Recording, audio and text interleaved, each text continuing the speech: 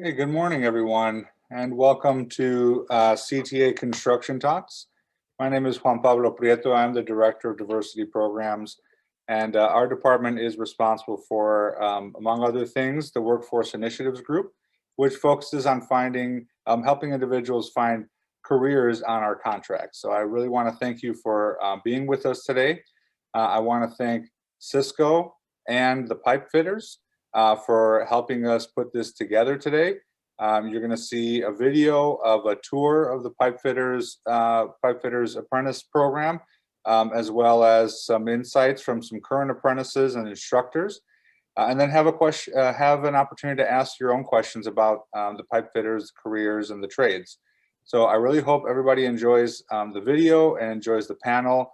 Please ask as many questions as you can. And with that, I'm going to go ahead and turn it over to Sam Hunt. He is the coordinator for our Workforce Initiatives Group, and he'll be leading today's discussion. Sam, take it away. Thank you, Juan Pablo. Greatly appreciate it. Good morning, everybody. My name is Sam Hunt. I'm the Workforce Initiatives Coordinator here at CTA in the Diversity Programs Department. Before we get started with the video, we're just going to do a brief introduction, like JP said, of all of our panelists here today. So Dan and Adam, if you wouldn't mind unmuting yourselves and introducing yourselves for the audience here today. Adam, if you want to go first. Hi, I'm Adam Sutter. I'm the Admissions Director for Pipefitters Local Union 597. Hi, good afternoon. I'm Dan Allen, and I represent the Construction Industry Service Corporation, known as Cisco, and we represent 8,000 union contractors and 140,000 skilled union men and women that work in the building trades. And what you're about to see is the pipe fitters, which is one of those trades and where some of the members work.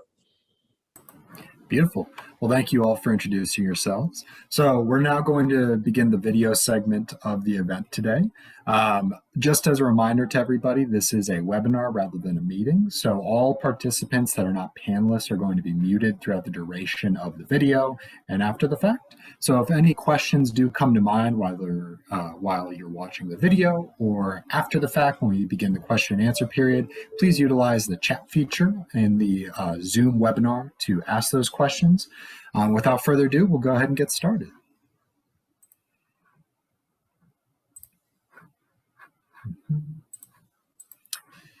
Adam, Dan, can you see my screen?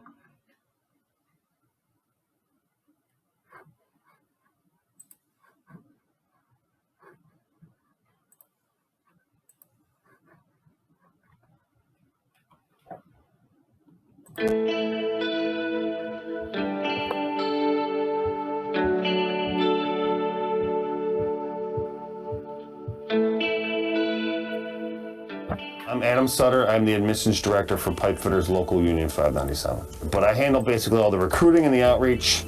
I handle all applications and testing, and then I assist with the selection of new apprentices.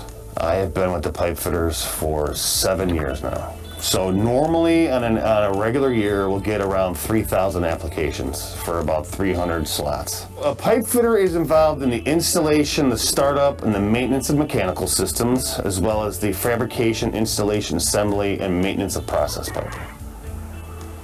A lot of welding and a lot of HVAC work. HVAC stands for heating, ventilation, air conditioning, refrigeration. When pipe fitters are handling HVAC, they're called service technicians. They basically are out there servicing existing mechanical systems or installing new mechanical systems and any other equipment related to the heating and air industry. Whether it be a compressor, a pump, a boiler, a chiller, a cooler, a cooling tower, whatever. We will handle the installation and maintenance of that machinery. Local 597 has been around for 137 years. So our local covers 29 counties.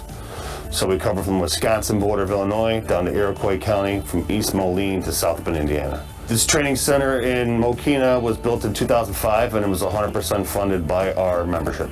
And it was definitely union built. At 597, we have 2 5-year paid apprenticeships. You have one for building trades, which is more of the construction-related side to what we do. That's where we actually assemble, install, and maintain process piping, and we do a lot of welding on that side of the trade, so most people just kind of associate it with welding. And then the other apprenticeship program is the heating, ventilation, air conditioning, refrigeration. So there's 2 different types here, although we're all called pipe fitters. So the first year, well, for building trades, the first 11 weeks is going to be orientation, and they're going to knock out all of the curriculum that's needed for the first year apprentices at that time. So they get the initial training, safety, things like that, make them safe for work and get them out there. Now they're going to have minimal responsibility once they hit the street and they start hitting the field. They will grow under journeymen. Some will pick it up faster than others. Responsibility will grow. But ultimately they're going to be kind of doing first year work, you know, shadowing journeyman, learning the craft, and things like that. HVAC, they have a 3-week orientation, then they hit the streets, and they have, you know, they get a good amount of information here. But again, it's mostly on the job training at that point after they get their initial curriculum. But then they actually come to school 1 day a week, and they progress that, and then that's how they basically go for the rest of their 5 years. The fact that yes, the pay is great and all, and you know the benefits are even better. But like, it's more about the skills you have. The skills you have that most others do not have. And the skills that we have, you can't take away, and you can't ship overseas. And you can make a very lucrative career path doing this and be able to provide your family a very good living. So I can't really say enough about it. Pipefitters Local 597, we have continuing education courses here at the training center in Mokena and at our satellite facilities in Aurora and Crown Point. From 4 to 8 p.m. Monday through Thursday, and then 7 to 3 on Saturdays. And there's a huge course catalog, really anything you can think of as far as classes you want to take and certifications you want to chase. This is actual paid training. We pay them. So there's no need for any kind of tuition cost or any financial aid or anything like that. So if you're interested in joining, and if this is open to the public, anybody can apply. Pipefitters Local 597, our application day is the first Wednesday of every single month from 8 a.m. to 12 p.m. right here at the Mokena Training Facility. Basic requirements: 18, driver's license, birth certificate, high school diploma, GED, or high school transcripts, and a $20 application fee. Really basic stuff, and you can get all that information off the website. When it comes to skill level, I look for a lot of different things, right? I do like to see our candidates bring something to the table trade related. Although you don't necessarily need to have any trade-related skills to apply or to be selected, it does help you when you show that interest, especially at a young age. And then they pursue these things through high school classes, things like that. Right off the top of my head, like blueprint reading is a good skill to have. Math is a huge skill to have. Obviously, the trades use math every single day. And then like being able to lay out, measure, fabricate, assemble, coordinate, and all these other things, right? These are good skills to have, but you don't need to have any trade related coming in. But it does separate you from the rest of the pack if you are bringing some skills to the table. And I can't stress that enough. Kids need to try their hand at this stuff prior to coming in, so that way they know whether or not they actually even like doing it. But ultimately, bringing something to the table, whether it's trade related or not, having some sort of skill coming in is going to help you out a great deal. I like to see desire, interest, commitment, work ethic, attendance. I'm looking for the right people for what we do. We get plenty of applications a year, but I'm looking for the people who are the right fit. So there's a lot that goes into what we look for in individuals, because everybody's bringing something different to the table. But ultimately, I like to see people who have a desire to do this for a living versus just someone coming and looking for a job. Well, currently, the applications are still shut down. I am hoping to restart in the spring. Our quality has grown exponentially over the years. I don't like to pat myself on the back too much, but I mean, obviously I had a part to do with that. But the recruiting has increased the applications by a lot per year, but also the diversification, seeing more minorities, more females coming in.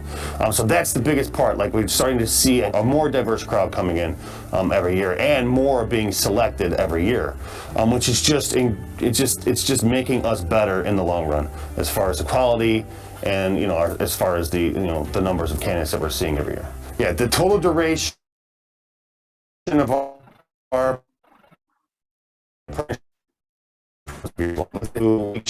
a lot of different, a diverse background of different candidates, just by the travels that we do with Cisco and everything else.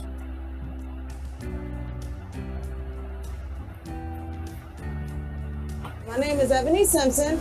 I am currently a third-year apprentice for Local 597 Pipefitters. Well, my experience with Local 597 has actually been very gratifying if I was to put it into one word. I came into the local without any type of welding experience, and I actually had absolutely no idea of what welding was or what a pipe fitter did. Hi, I'm Todd Malloy, and I'm a building trades first-year apprentice. My name is Colleen O'Connell. I'm a first-year pipe fitter apprentice for Local 597.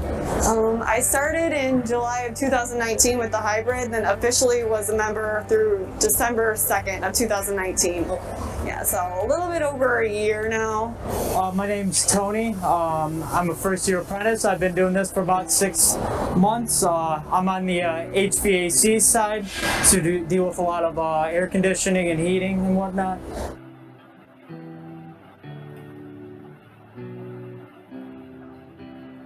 Back then, I went to a construction school to just kind of get my feet wet and get a little bit of experience.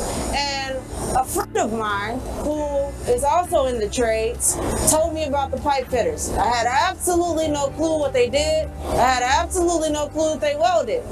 What I didn't know was the wide range of what it is that this profession does. Some people may think that a pipe fitter just welds, and it's so much more than that. And I think that something I would have wished that I've known before I jumped into the local was to kind of get my feet wet and learn more mechanical skills, just so that, you know, I could have a leg up. None, actually. I was a bank teller and a server and bartender, so it goes to show that anyone can do this trade if you work hard enough. I have no experience in the field before this, but I came in straight out of high school, so before that I was just working retail jobs, like at a grocery store.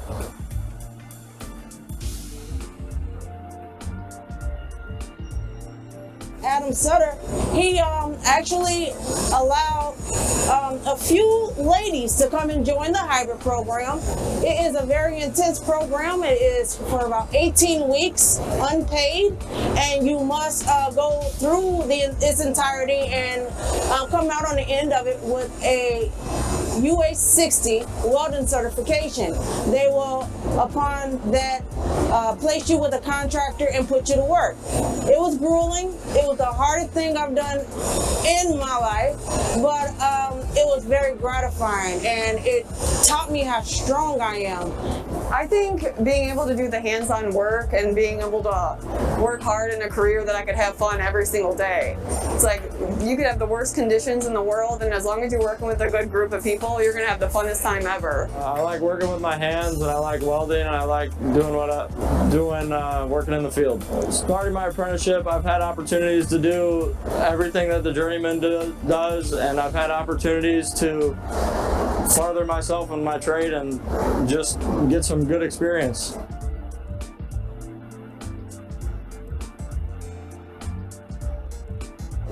I think that get up probably around 3:34 in the morning, depending on where my job site is. I try to be at work an hour early every day, so I'm out the door by about 4. And I normally get off somewhere between 2 and 3 in the afternoon. Well, with our training, we do 5 weeks of in-shop. So normally it's going to be like in class where we're getting lectured and going through PowerPoints. But since COVID hit, we've been out here. But we mostly do hands-on projects, and like we learn about a lot of the math that goes behind, like how to find your takeoffs and your fittings and how to properly put pipe up in the structures. And then we're going to go on to like the weld shop. So then after, I think next week, it'll be another 5 weeks of 8 hours a day in the weld shop, just kind of getting our certs and learning new processes. I'm here every Friday at school, but the other 4 days I'm out in the field working on equipment and whatnot.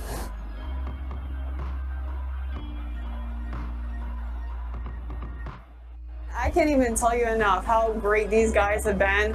I mean, every single that I'm nervous about coming in, as any female would be. You don't know how they're going to be reactive to you, but as long as you are a good worker and you're working hard and trying, like, they're going to have your back no matter what. It's a great union to be in. They've done me right. I think that they should know that they have the ability to do it. I think anyone has the ability to be a good pipe fitter. They just need to put their mind to it. They got to work hard.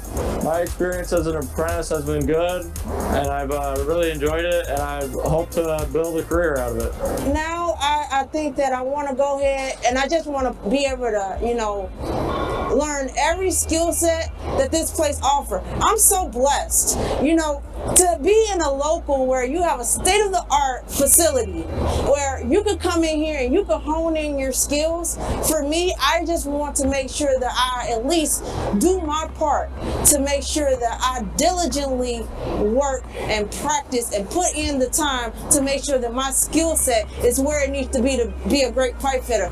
With everything going on, it's so important to just kind of open your mind, expand yourself, learn more experiences, learn different skills that you just may not have a background in. Professionally, for me, I want to get my skill set at the stellar level or at the best that I can be. I also would like to perhaps get more of a professional role as far as, who knows, maybe one day I'll, have a skill set whereas I can lead. I can get a leadership or even maybe an instructional career set.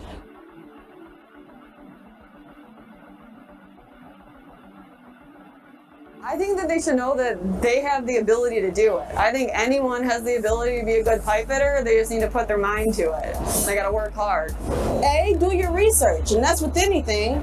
Make sure that you do your studying, because 597 has an entrance exam that you must do well at. So study, do your research. Come up here just on your leisure time to talk to the people here, to ask what it is that you can maybe do prior to getting in that can make you more prepared. So if you want to join 597, I applaud you. But please, do it diligently, do it wholeheartedly. Do not do it because of a financial stipend. Do it because this is something that you truthfully want to make a lifestyle. Before I applied, I wish in high school that I would have done like welding classes and other things to give me an advantage when I got into the trades. The most important thing that people should understand is that it's one thing to get into any trade, but to be in one where you feel fulfilled, you get up happy to go to work every day, that's, to me, is what's the most gratifying of this entire apprenticeship. But like to all the other women that want to possibly join a trade, I would say to do it. Apply to any trade that you ever want to be in, because we're going to make these guys look bad. What I would like for any woman of color trying to think about, hey, my life is here, what am I going to do next? And believe in yourself, and don't ever take one no and let that just be it. One closed door is always an open window. So you make sure that you are diligent, you make sure that you are persistent, and you make sure you're goal oriented. And trust me, whatever it is that you are out here seeking, it will happen for you. It did for me. If I had any advice for someone that wanted to become a pipe fitter, just join like a welding program, learn how to weld, and then take any classes you can to give yourself an advantage to get in and study for the test.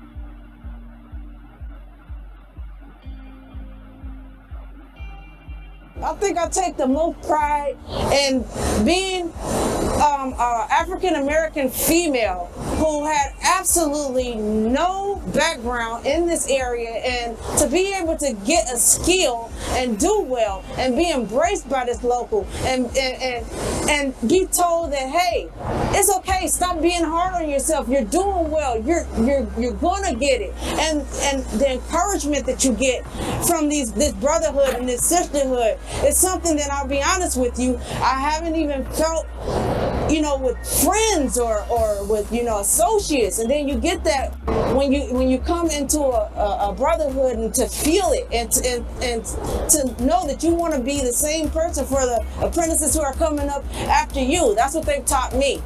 I've had family that's were 597 members in the past, and I'm really proud to actually be here. This is something I've wanted to do my entire life, so I'm really glad I actually get to be a part of it and be with a bunch of great brothers and sisters. I didn't know how rewarding this job would be, coming in. It feels good when you're you're going to a place and you fixed whatever equipment they got, and they got heating or cooling, and it feels good to be able to help people out in the Chicagoland area. This apprenticeship is very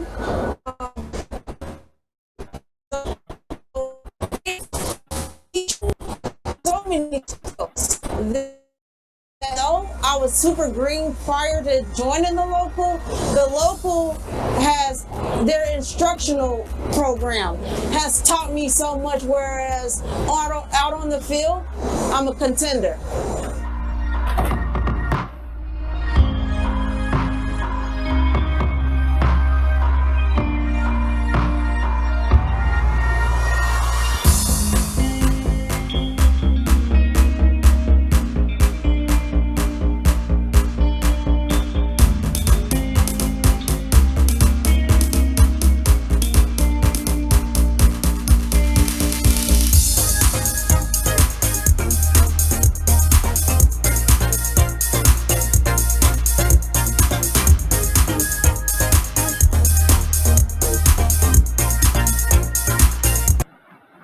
Alrighty.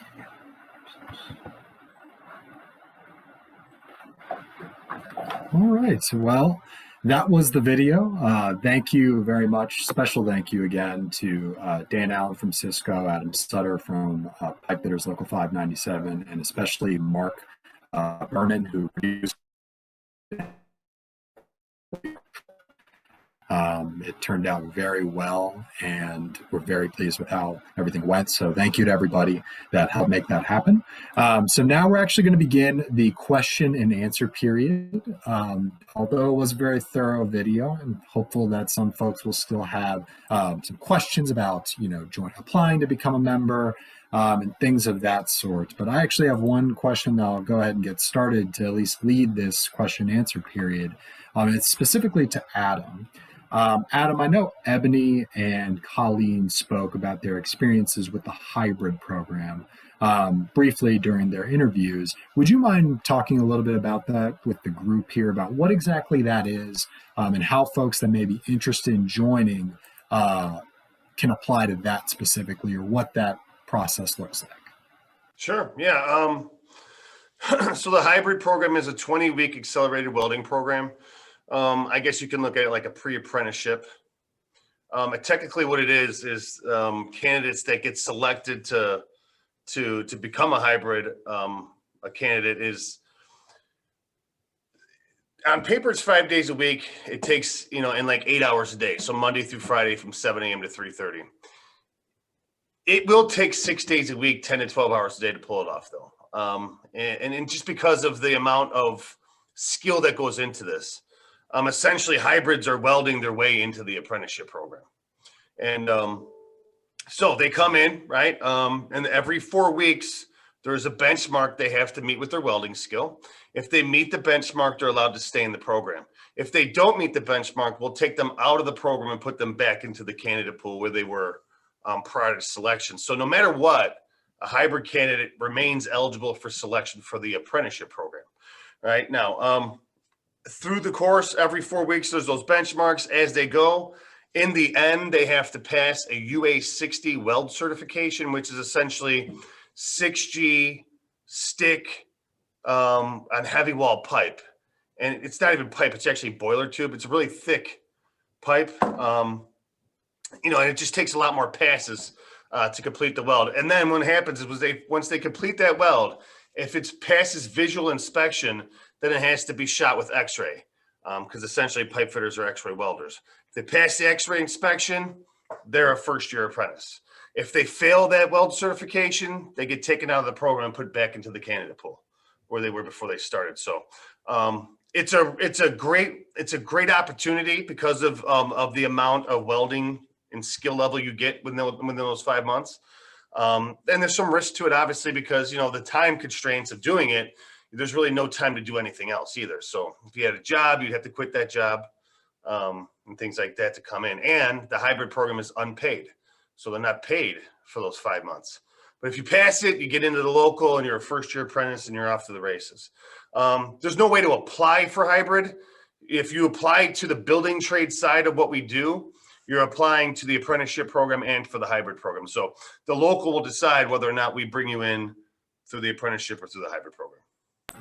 Okay, that's a great distinction to have, because I know some folks, when they hear of different programs that some other locals offer, they're not sure if they have to go through, for instance, maybe a community college or something of that sort, if it's directly through the local. So I think a lot of folks appreciate that clarification. So thank you for that, Adam. Sydney from the audience did ask one question about upon being selected or being accepted into the local, what do those first 6 months look like for that individual in terms of, I'm sure, what their courses look like, how much in the field experience they get, things of that nature? Would you mind speaking to that a little bit? Sure. Yeah, your first 2.5 months will be orientation. If you apply to building trades. So if you apply to building trades, first 2.5 months will be orientation. That will be here at the training center in Mokena, 7 a.m. to 3:30, Monday through Friday. Once you complete the orientation, we will assign you to a contractor, and then you will go to work. And then you will work for the next 9 months straight. And then you'll come back to us, for more training your second year, so on and so forth for the third year. So yeah, I mean, what you'll be doing is, orientation, you're going to get all the skills, all the education you need, all your first year curriculum, pipe, welding, rigging, man lift, scissor lift, torch cutting, installation, fabrication, assembly, things like that, right? Get all that education for your first few months in orientation. Then once you hit the field, now you're going to be working on the actual job sites, working with, your journeyman, learning the craft as you go in the field. And you'll be doing a lot of work out there, fit and pipe, really. That's what it's going to look like. Your job sites can change, there's going to be a lot of driving involved.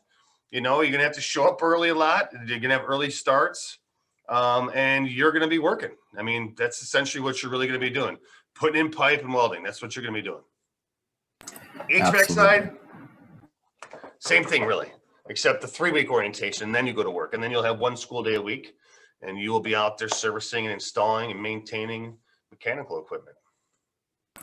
That's great to hear. I think, and hearing from the apprentices too during their interviews about like the reality of having to wake up early, like that is a reality that folks have to come to grips with when it comes to the trades, that, it is very much it is demanding, but at the same time, it's extremely rewarding and fulfilling all simultaneously.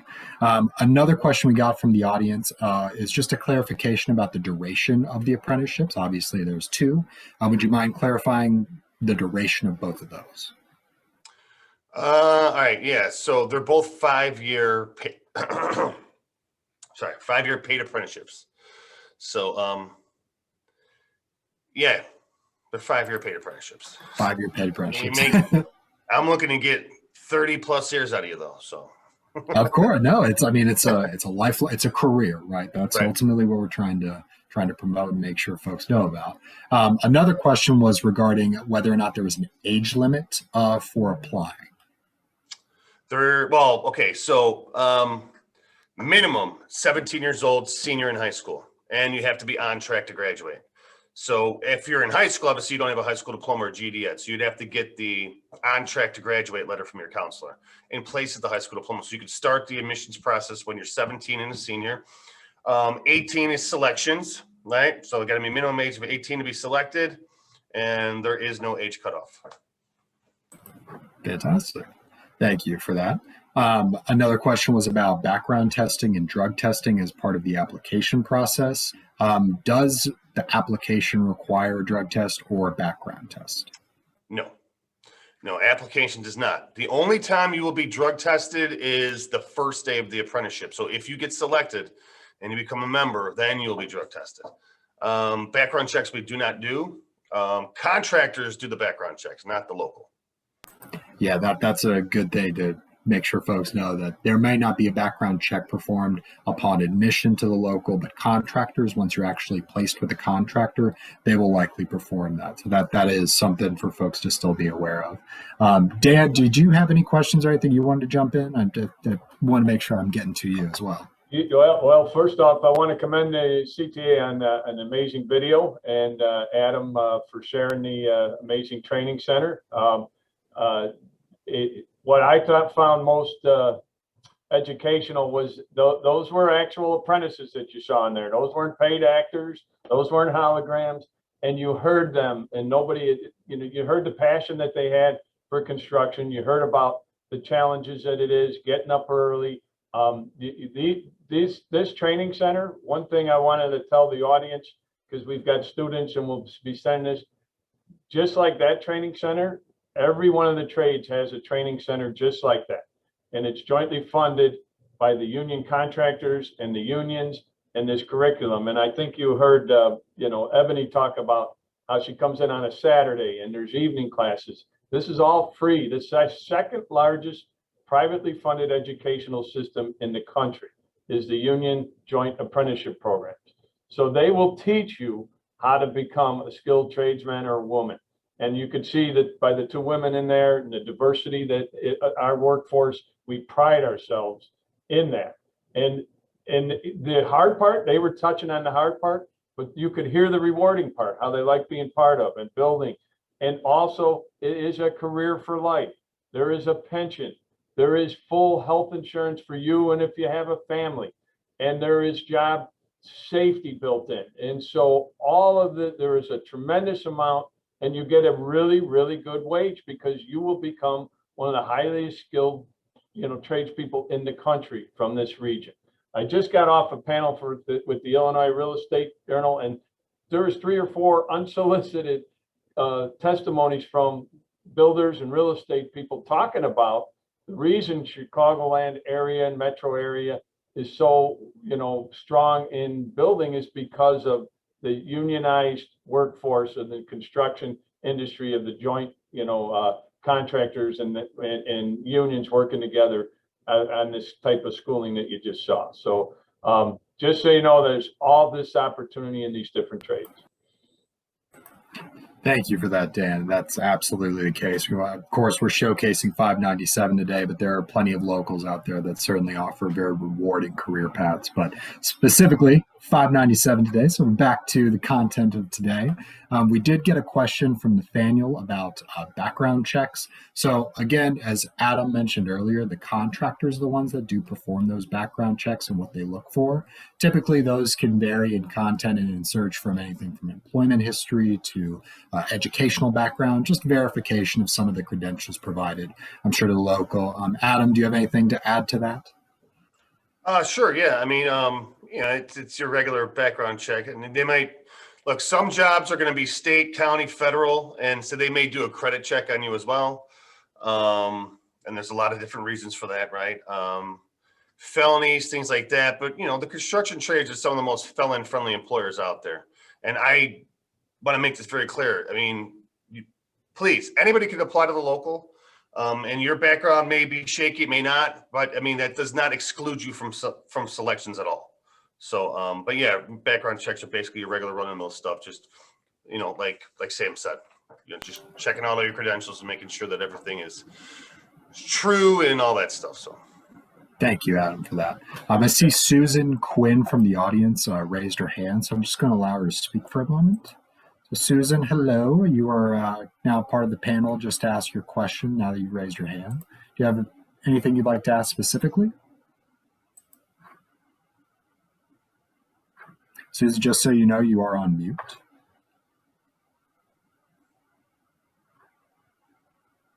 Okay, can you hear me now? Yes, ma'am. Okay, that's funny. I have to teach my students to do that. But anyway, I'm an instructor at Triton College. I've been involved now with Cisco for quite a while.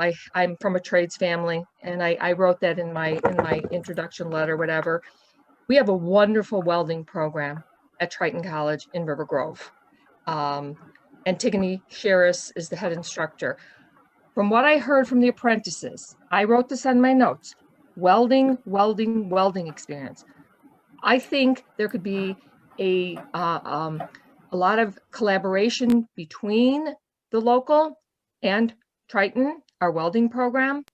So I want to get your feedback on that. I've recruited out of Triton several times. I know Antigone very well. Wonderful. So maybe we can get something going before I retire. So. Do my best. Okay. And Susan, it looks like I might have accidentally muted you.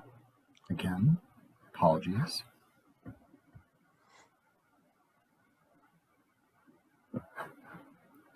Susan, you there? Oh, okay, got it. I said we have many in my department. I was thinking more of my English learners, but I didn't even think about it. We have a lot of high school completion students who I think would benefit from knowing about the local. Let's collaborate. Yeah, absolutely. I will get in contact with Antigone again once everything reopens, and we'll get back out there and continue to recruit out of there.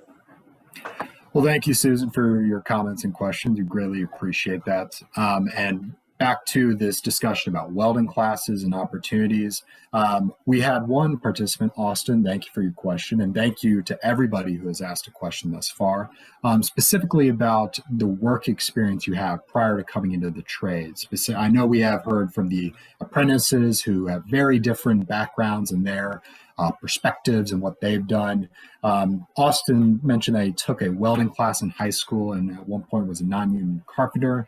Can you speak a little bit more to what specific, classes someone could take or work experience somebody could have to prepare themselves for this career?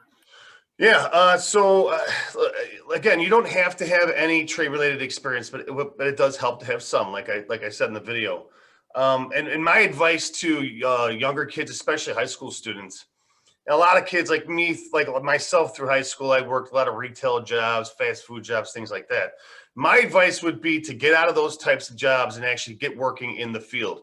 And obviously you're young, so you'd be more of like a laborer, but I mean, like even helping someone rehab a house, landscaping,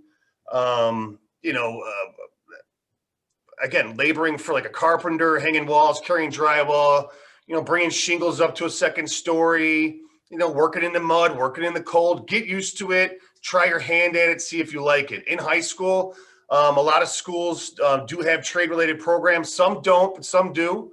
But even engineering programs, things like that, math classes, any kind of auto shop, welding. If you have HVAC in your school, which is rare, if you got that, jumping on that. Woodworking, anything trade-related. Try your hand at it, learn how to read a tape measure, and just get some sort of experience under your belt and see if you even like it. If you like it, great, pursue it. If you don't, fine, but at least you tried your hand at it. It costs us a lot of money to train an apprentice, so we really want the people who want to be here and have a desire to do this for a living, And the last thing we want to do is bring somebody in that's never had the experience of doing anything like this before, and for them to walk away a couple of months later, And so, I mean, my advice is to take as many classes as you can while you can, and get the experience, get the skills. Anything trade related would be valuable for you when it comes to. And there's plenty of vocational schools out there as well, and community colleges that have great programs. And I would take advantage of that, especially if you're like waiting for the entrance process for us. Get into a community college and take some classes there, whether it's, HVAC or welding or whatever. Blueprint reading is a good skill to have. Trade-related math classes are great to have. But anything trade-related, try your hand at and see if you like it. And then come in to apply. Thank you for that, Ad. Yeah, I think that's a very important thing, is at least having some level of exposure, not just cold applying into it, taking some effort to look into what exactly this career offers is certainly something that folks should do. Yeah. Prior to applying. One of the application-related questions that I also had that I just wanted to briefly touch on was just a little bit of the content that's actually on the exam when you're applying to become a member. I know you harped on math skills, but is there anything else you can elaborate on as it relates to the content from the exam, the entrance exam? Yeah. So there's 5 sections. So you have 1 part reading, 1 part mechanical, 2 parts math, and this is like decimals, fractions, percentages, a little bit of algebra, And then paper folding. And paper folding is essentially spatial awareness, being able to interpret a 3D drawing. And there's a study guide that you can buy from the testing company on application day here at the training center, and that's an additional $15. So $20 app fee, $15 study guide, so $35 total cash or money order. Okay. That gets you the study guide. Very helpful. Very helpful. Now, yeah, the study guide, I think, is a very valuable resource that folks should utilize. I see one of our attendees did raise their hand, so I'm going to get to them. Austin, hello, 1 second. Looks like choose to promote. Well, Austin, it looks like I'm having a little bit of difficulty actually being able to get you to ask or join rather the panel. So if you wouldn't mind actually typing your question into the chat box, that'd be greatly appreciated. We'll give one moment to let them ask their question.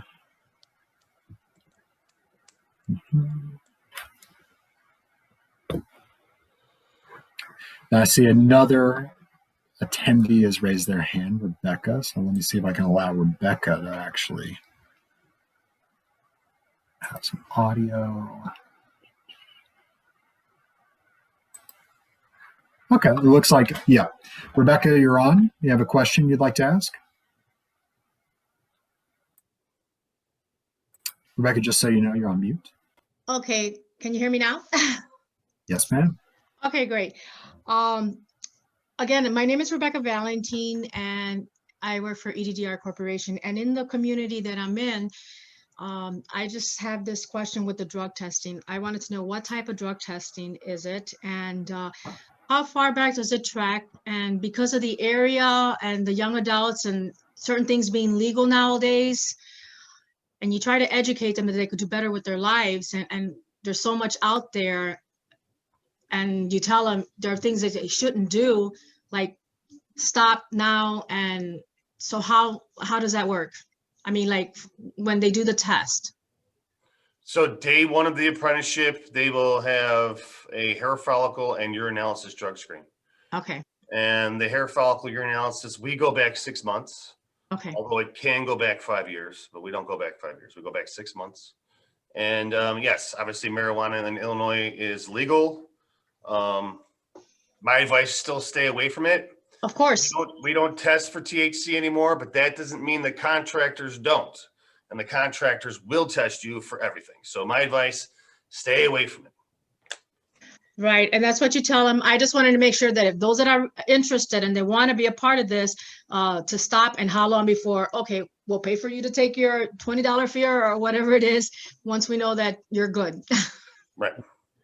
Yeah. Thank you for that, Rebecca. That's a fantastic question. I want to make sure that everybody is aware of that, because that, obviously we want to make sure that this is a career path and everything that is accessible to folks from all backgrounds, from all communities across Chicagoland. Dan, I'm sorry I cut you off there. Is there something you'd like to add? I just was saying, I appreciate that question, because it's the elephant in the room a lot of times that, when you're going to make, you can make this is a career for life, and you can make $100,000, in this career or more. And a contractor is not going to pay you that kind of money. There's workers' comp, there's safety, there's OSHA rules.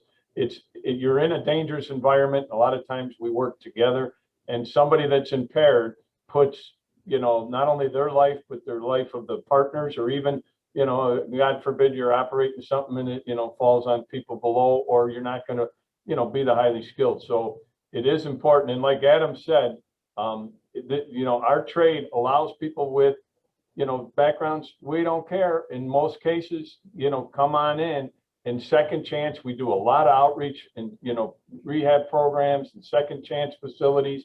And really those people come around, and this is an excellent place for them. But you go out to work at O'Hare and you have the FAA then testing, because you're not going to be allowed into the airport runways to do work in different buildings or schools or facilities that is this type of testing level. So like Adam said, stay away from it, have a career for life, and it's an imperative tool, and it becomes a competitive edge for those. These are competitive to get into these programs, and unfortunately, with the legalization and different use, when you're drug free, you become that is a competitive edge for you to application and success.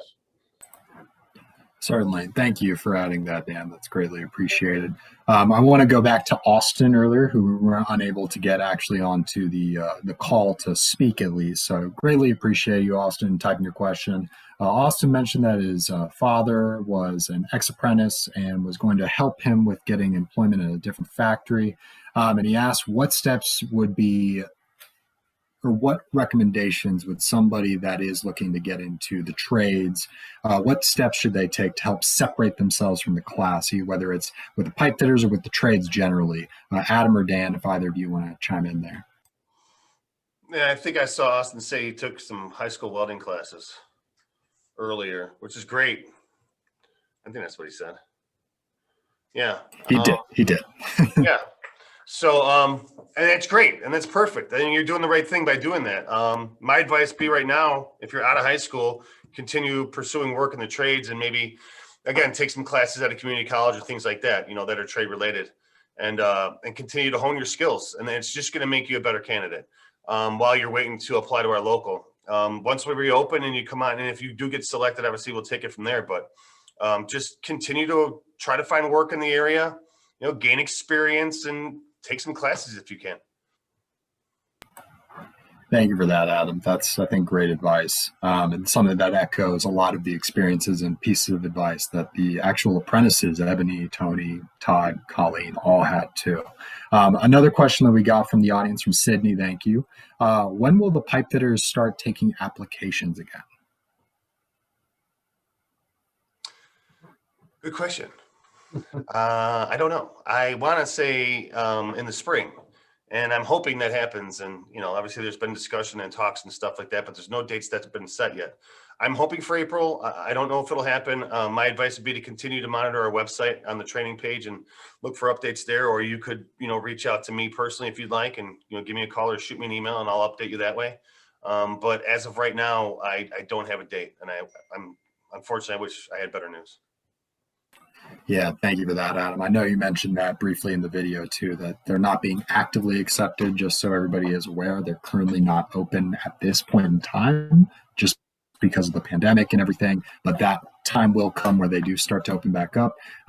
For folks that do want to get that information about, when that application period will be open, what would be the best way for them to keep connected with the union to know when those applications start opening back up again?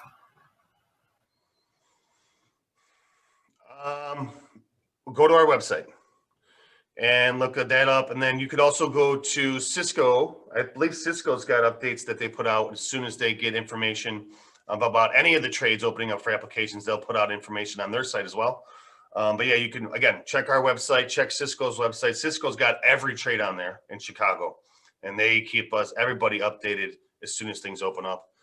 So yeah, or go directly to the horse's mouth and get on their site, whatever local you're looking for, and see if they're taking applications.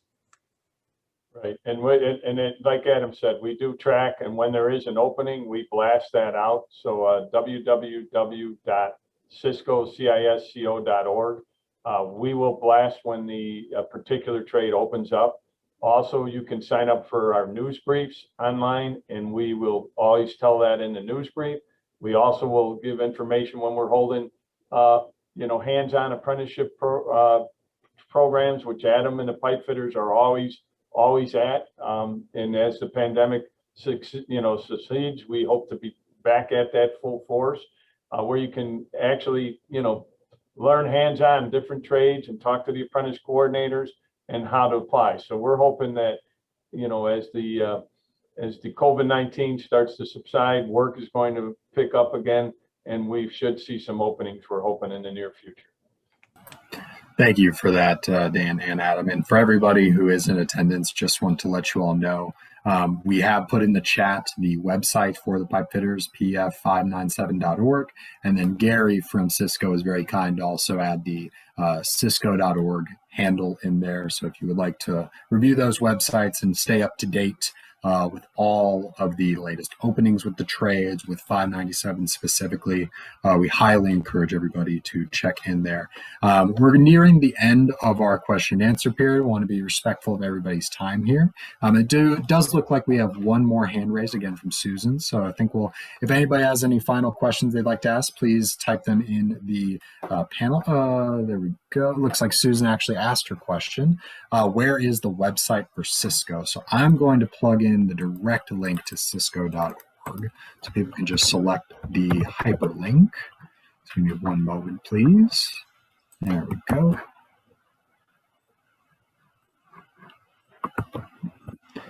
Alrighty.